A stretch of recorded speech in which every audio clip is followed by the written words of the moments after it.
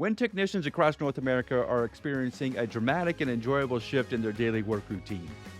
This week, we speak with Gio Scialdone, president of 3S Lift Americas.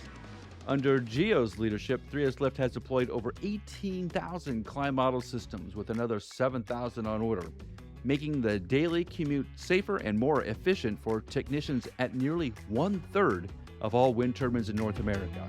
Stay tuned. Welcome to Uptime Spotlight, shining light on wind energy's brightest innovators. This is the progress powering tomorrow.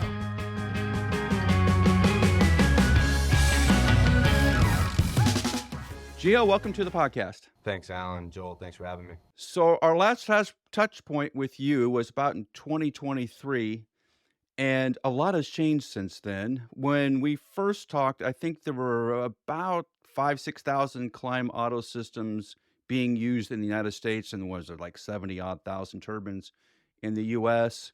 Those numbers have really dramatically changed. You want to give everybody an update on how many climb auto systems you have deployed in the U.S.?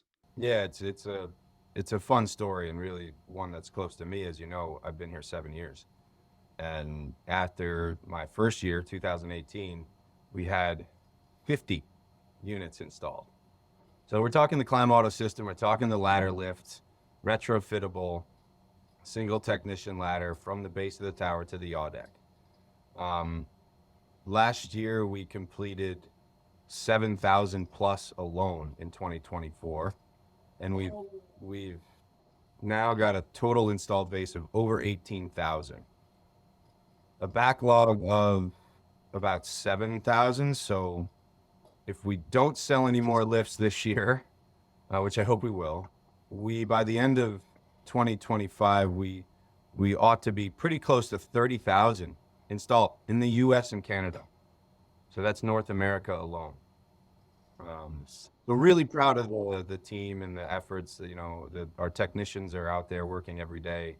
I think, Justin Patterson's our operations director. He's got 38 teams of 2 techs, so, 75, 80 technicians every day installing lifts on the order of 130 to 150 per week as a company. So we're a little different. We're a little bigger than we were, the last time we talked, but it's exciting.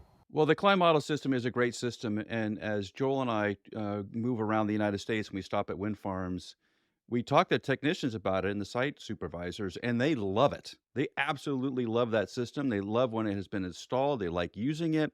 It just changes the whole attitude about being a technician and getting up tower, which is a remarkable thing. You have dramatically changed the way we think about climbing wind turbines today in the United States. And that adoption rate a couple of years ago wasn't very good. When we talked to site supervisors, they would push back like, yeah, my guys can climb. They're still okay to climb. What changed? Yeah, well, for first, I don't want to say I changed it, right? The product is kind of speaking for itself. The product value is supreme. I think, you mentioned attitude. The technicians' attitudes are changing. We had a customer who placed some orders in the fourth quarter after visiting some sites with and without our lifts. So a few of their sites, they may have picked and choose, like, okay, we're going to retrofit this site for whatever reason. Maybe it's a poor performer and they want to improve. Or maybe it's a good performer, but they're struggling to get technicians to work there, right? There's a few different reasons. I think ultimately, a product like this is starting to hit a tipping point. So I think we're starting to feel some momentum. What changed? I think, some word of mouth and the value stories started to become real. Like, it's really hard to measure availability in a 3-month phase, a 3-month period. We're trying to show that, and we're seeing data. So data helps, right? Some longer runway, we've got 7 years of installations. We have, a really good quality record, so that's really helpful. And we've been adopted by the biggest customers out there. I think that's of note, right? I think of the top 20 owners, we have installations in 19 of the top 20 owner operators. So that includes utilities, IPPs. And if you want to buy a wind turbine today in the North America, you're going to buy from 4 or 5 OEMs. All of those OEMs can supply our lift. We're approved with all of them. So that's a change too, right? I think 4 or 5 years ago, we were kind of outselling this and trying to get it in directly. And now the OEMs have it as a shelf option, so that's a big change too. I think to put it in perspective here, like we talked about adoption rate. If you add Canada and the US, so we're saying North American turbines out there. Canada's got 7,000 to 8,000 turbines. We've got 74 and change or whatever that number is. So figure 80, 85,000. You guys are going to be, hopefully by the end of this year, in 25,000 of them. And now 80 of the 85, some of those are, legacy turbines that are small kilowatt ones with lattice towers and these kind of things. So that number shrinks to the availability of the market this way. But we're talking 1 out of 3 turbines that you guys are in right now in the United States. And hopefully in the next year, 18 months, 1 out of 2. I mean, that's amazing for the technicians. But I wanted to touch on another point here is Alan and I follow the news globally about wind. Of course, that's one of the things we do regularly, right? So we're always watching about safety, and we see safety this, safety that, what's happening here, an incident there. Not only are you having your technicians that can get to work quicker, they can get to work without being worn out, but all of that plays into a safety role as well. Can you tell us kind of how that system helps on the safety record of these farms? There's a huge benefit to not climbing. Alan, you're in Western Massachusetts. There's a few wind farms out there. The Hoosac Wind Farm was one of the first projects I worked on. And they don't have lifts yet, but they're looking at them. And it's only a 65-meter tower, but it's freezing cold in the winter.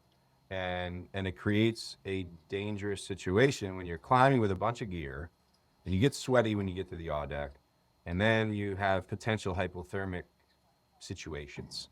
The longevity, the repetitive motion, we've talked and studied with a few different ergonomic experts, and they've, given us some really good data on the challenges with repetitive movements and repetitive motion. If we sit at a computer all day long and type and type and type, you get carpal tunnel or whatever. So I think it's really similar for wind turbine technicians. These folks are climbing literally every day. This is their job, at least once a day.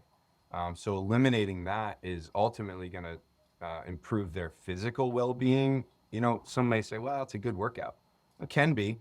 You can work out in other ways. It's a very strenuous activity.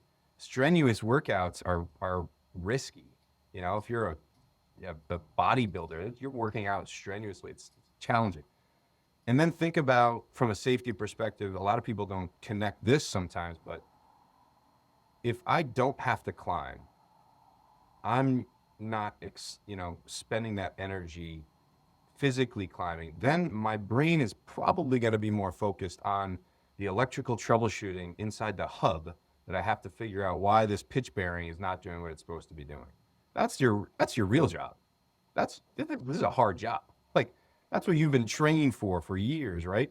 It's not to, climb for 15 minutes. So I think a lot of our customers are seeing that, that benefit come full circle.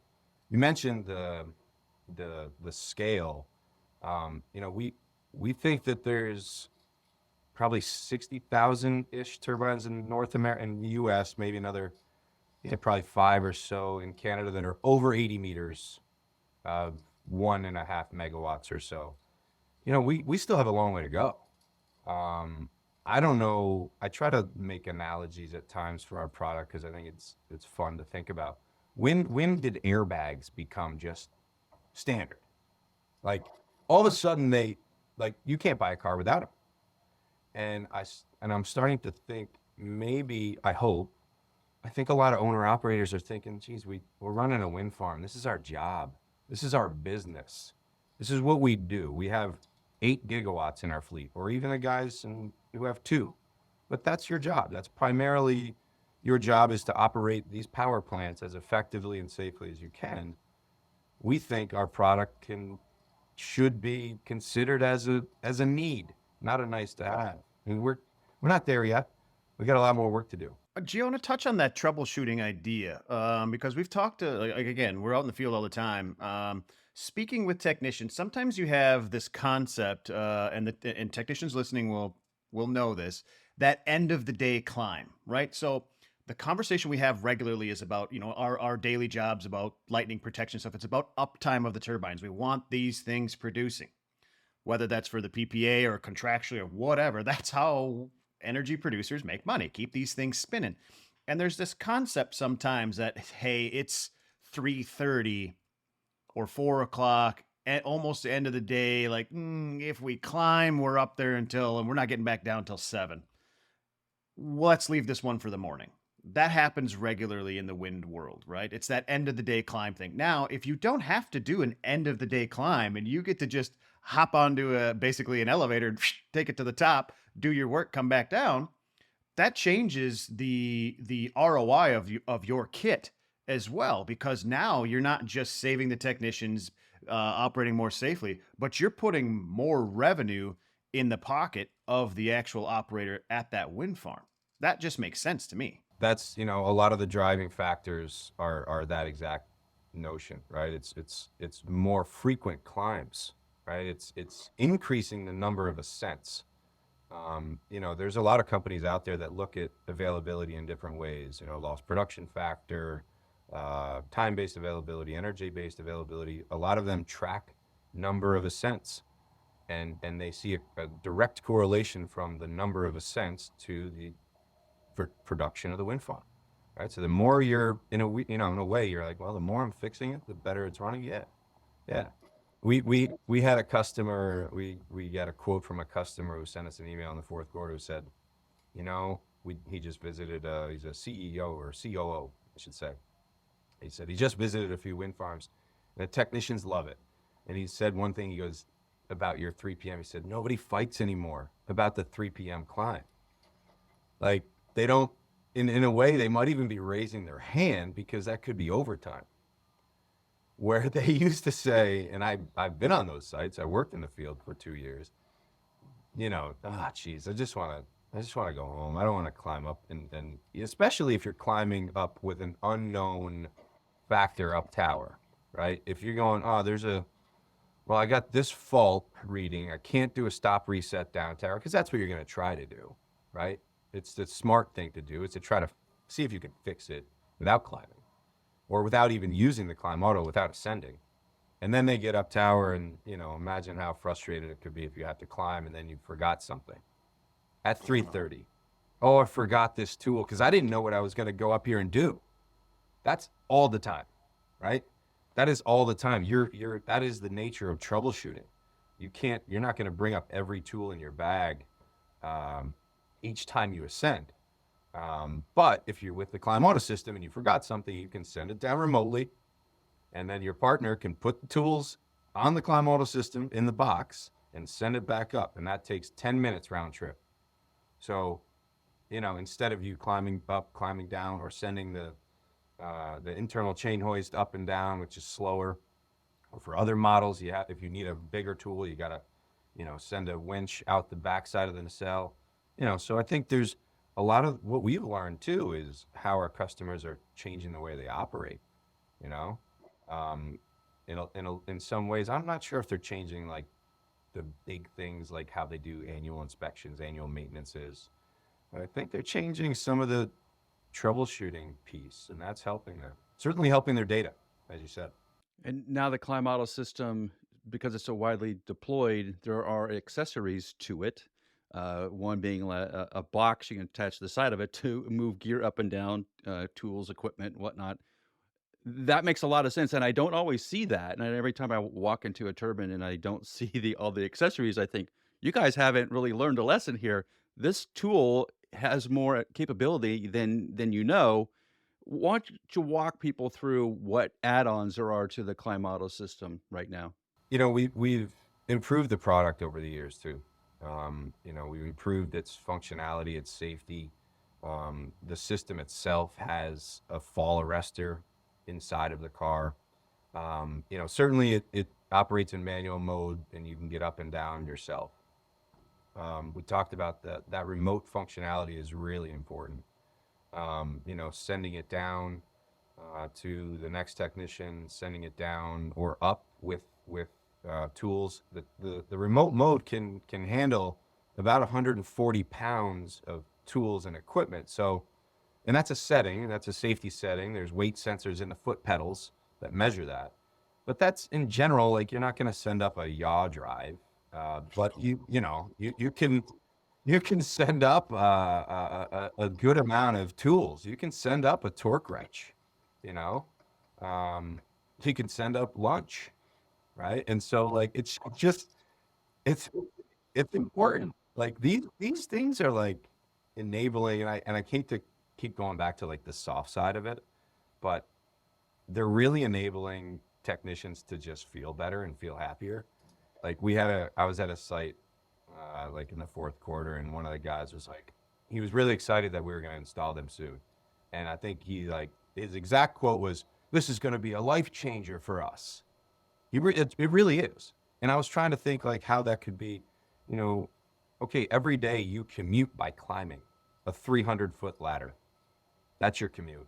And now you can take a ride. And I wonder if that's like going from, riding your bike 5 miles in the rain uphill to now, being able to afford a car, and you're becoming more efficient with your job, with your life. And that just feels better. Gio, I'm going back to lunch. This is what I'm thinking. My entire career as a wind technician climbing that tower, 15 minutes up, I've never had a hot lunch in the nacelle. And now the boys are swinging over from the O&M meeting, putting hot pizza in the carrier, sending it back up to me, and I got warm pizza in the nacelle, and it's the first time ever. That's enough for me to put one of them in. That's an awesome idea. Yeah. One of the key pieces over the last couple of years, Gio, that we've seen because we've been up close to it is the training aspect of 3S, and you're integrated into the training programs of a number of training sites. TSL outside Dallas is one that I remember specifically. The banner's there, the equipment's there. So you're training technician as you get into the industry. They're used to that because they've seen it as part of their onboarding and in their training. You want to walk through the sort of the thought processes of that and how you've integrated yourself into those training programs? I'm glad you brought that up, because right now, this is the most important responsibility that I feel I have and we have. Is now it's no longer, oh, let's hope we get, a few hundred of these in the field.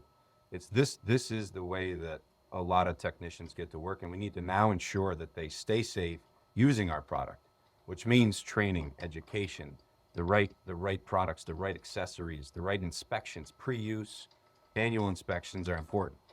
We have our system at a few different training centers: TSL, STL, ENSA, Airstreams, Uptower, some of the contractors, Pierce, all the OEMs.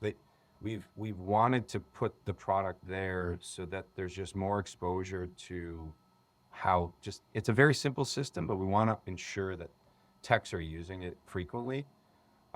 We ourselves, 3S, in Richardson, Texas, outside of Dallas, we've got our 40,000 square foot warehouse office with a portion of that, which is a GWO certified training facility. We're not necessarily training our customers there, but we're training our technicians, and we're doing a lot of our own testing and research on the product to ensure it gets better and better and better. Just last year, which is really, really important, we it's, how many technicians are there? 12,000, some probably. So not only do the 10 technicians at the site use the lift, but the 40 technicians every year who come in from the ISPs also use it. How are we ensuring that they're trained? Well, the owner-operator should do that, and a lot of them are, but we've all been there, right? It can be, how can we assure that training is as it should be? So we've rolled out this online portal. It's nearly free, really, for users to get trained online. It's a 2-hour course. It's comprehensive. Sounds like a long course for a system that you stand on, put your fall arrestor in, hold 2 handles, and go up. But there's a lot to it. There's a lot of technicians that are smart. We've been there. We find ways to make things faster, um, and we want to ensure that everyone using the system does it right. And so this portal is really, really important. We've rolled it out to our customers, to the operators, to go get training. And not only can you go train at TSL and all the other spots, but we really believe that the online portal is a requirement. We want to ensure that nobody ever gets hurt on our product. And now if we're in 1 in 3 turbines, then 1 in 3 technicians are using it, or more, for the traveling tech. So maybe 1 in 2. So let's get the education going. I appreciate you bringing that up, because it's for us, it's really important. And recently you made an agreement with Dispatch, the online app which shows where all the wind turbines are. Now, with your agreement, you can see which turbines have the 3S lift system integrated into them. So now you know which turbines to climb. But it also has a certification piece in it too, right? So that you can make sure that you have taken that training before you get on site and realize, oh, there's a 3S lift here. I need to take that 2-hour training piece. The Dispatch app is amazing. I'm so happy to partner with those guys. They've done a great job. Imagine being a technician, being able to use that. We use it all the time when we travel. You guys do too. I know when when you're kind of driving around, you're going, is that a Siemens turbine? Oh no, okay. Whose site is that? And it really does help. And then think, from the safety perspective and emergency perspective, they've got a great product. So we're happy to be integrated in some way. I think, you mentioned the certification connection point. That's a phenomenal thing. We'd love to take that a step further and have, our customers use it. And a lot of them are. I think it's great for our sales team too. When they travel, they pull that up and see which sites are which, and where our systems are installed and where they might not be. So yeah, it's a really cool product that it also shows if I was a technician, probably, right? And I was a technician that's, applying for a job, and there's a cluster of wind farms in the, Minnesota area, which there are a lot of wind farms there. And, which one might you want to apply to? There's still a lot of openings. This is a job that's still in very, very high demand. I haven't checked the latest Indeed or LinkedIn open, but there's hundreds and hundreds of openings for wind turbine technicians. It's still a growing job. And, I think one of our customers for sure has said directly their fill rate is, and their acceleration to when they post a job and then close it, is much faster since they've installed the Climb Auto system. People know it. I think they're using the Dispatch app first, and I think they're also asking the question, do you have a lift or not, when they interview. So what a benefit to a tech. Yeah, you think about all the money that HR departments spend to try to recruit technicians, tens of thousands of dollars per year. Some of the things I've seen are insane. It could be just as simple as making their lives a little bit easier with the 3S lift. That seems like a smart move. So what does 2025 hold for 3S lift here, Gio? What should we expect? I think we're doing quarterly safety bulletins. So I think we're trying to get more active with the market to push information.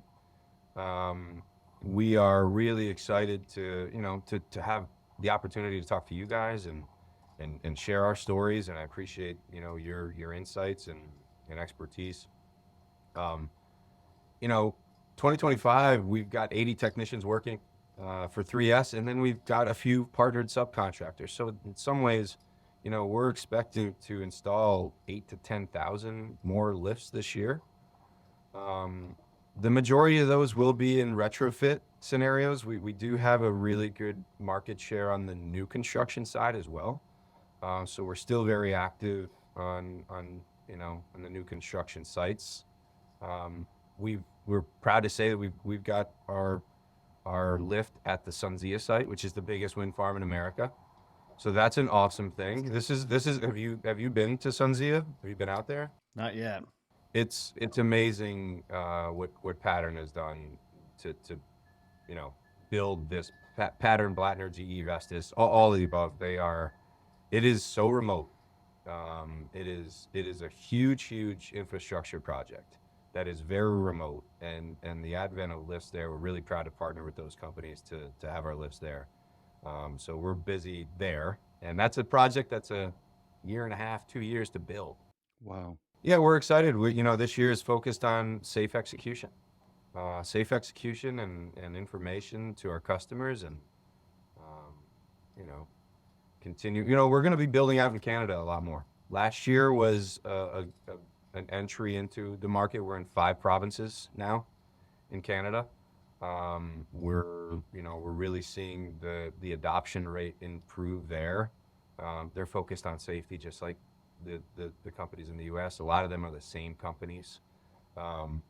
So yeah, we've got a great team up there and a great sales manager up there who's going to help us build out that space as well. So, Gio, the Climb Auto system is becoming deployed almost universally across the United States and now into Canada. If you don't have it installed, where do you go? Where do you start? From a site manager perspective, if you're a site leader or a site tech or a regional manager and you don't have our contact, you can go on 3slift.com and click the info button, and that email goes to me, by the way. So that info at 3samericas.com is my second inbox. So for those techs that want to have a question or want to get a quote, we're happy to, even if you have 2 turbines. Alan, we're installing sometimes 1. We're not opposed to that. We see value. If you see value, we see value. It doesn't have to be a whole site even, right? So some sites we're installing a third at a time, right? Because that's what the customer has per budget. That's okay, right?